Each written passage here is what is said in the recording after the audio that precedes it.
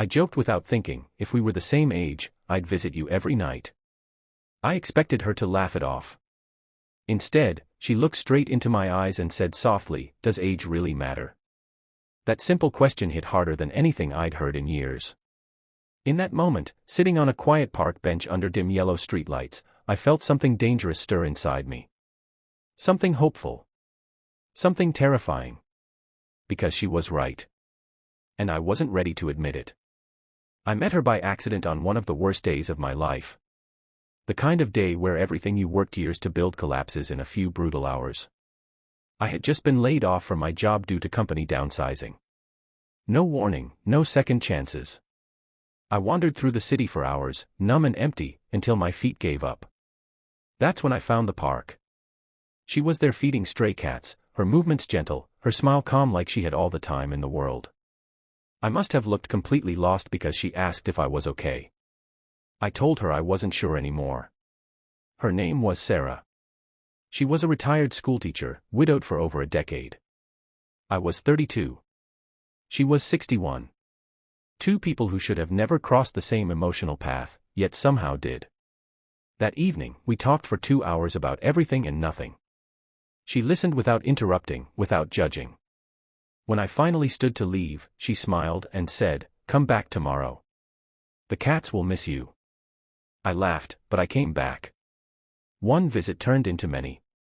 Day after day, the park became my refuge, and she became my anchor.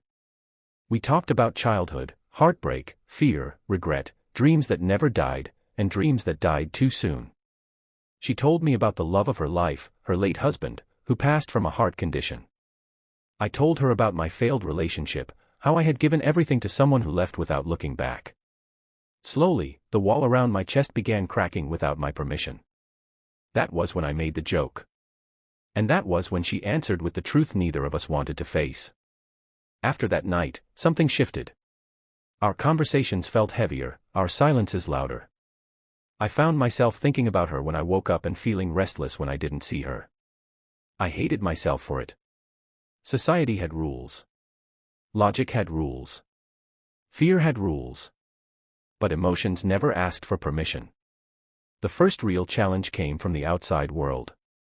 A group of younger men from the neighborhood began laughing whenever they saw us together.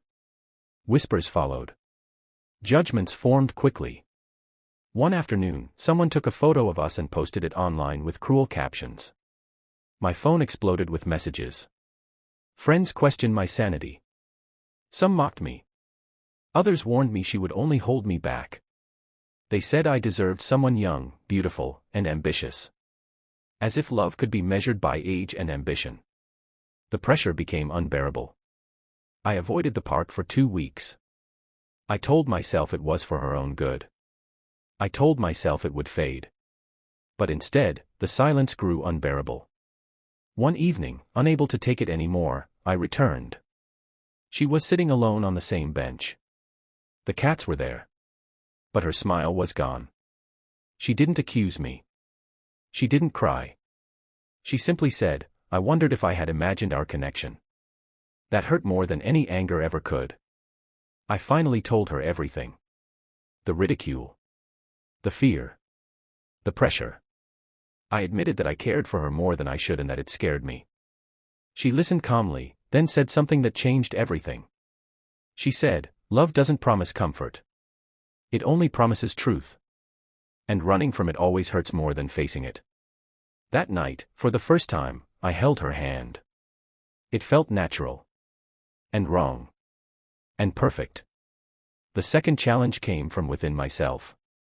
I began questioning my future. What would people think if I openly loved her? What would my parents say? What would happen when she grew frail and I was still strong? Was I strong enough to face loss twice? These questions haunted me every night. Fear tried its best to convince me to walk away before I got too deep. But her laughter had already carved a permanent place inside me. The third challenge came when her health collapsed unexpectedly. One morning, she didn't come to the park. I waited. Noon passed. Evening arrived. Something felt very wrong. I went to her home for the first time and found her neighbor rushing her to the hospital. She had suffered a stroke. The doctors were unsure how much function she would recover. Standing outside the ICU, watching machines breathe for the woman who had given me my emotional breath back, I realized how deeply I loved her. And how terrified I was to lose her. Most of her family lived far away. When they arrived, confusion filled the room. They didn't understand who I was to her. Some were kind.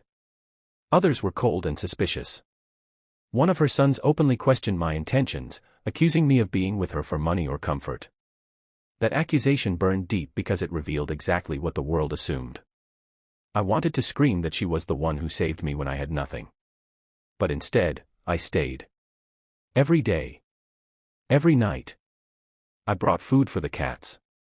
I read her favorite poems aloud even when she couldn't respond. I brushed her hair once she regained partial movement. Slowly, her fingers began squeezing mine again. Recovery was painful and slow. She had to relearn simple tasks. She grew frustrated. Some days she cried in embarrassment when she couldn't walk without help.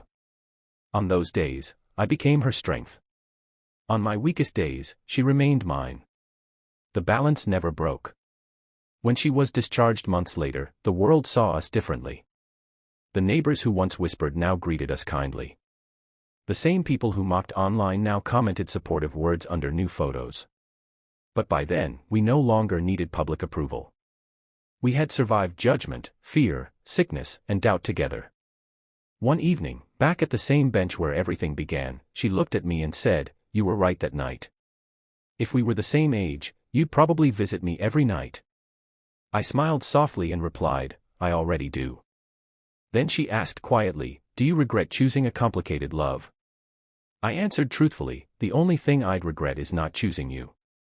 The final challenge arrived silently, as it always does. 5 years later, her heart finally tired of fighting. This time, there was no miracle recovery. No second chance. As I held her hand in the hospital room, she whispered, "Thank you for proving age doesn't measure love." When she passed, I felt something inside me break forever. But I also felt grateful beyond words. Because many people live a lifetime without ever loving fully, and I had been given that gift, even if for a shorter time. Today, I still go to that same park. I still feed the cats. And sometimes, late at night, when the wind moves just right and the lights glow softly, I remember that joke. I remember her question. And now I know the answer. No, age never mattered. Fear did. Judgment did. But love never did. And sometimes, the most unexpected love becomes the one that saves you.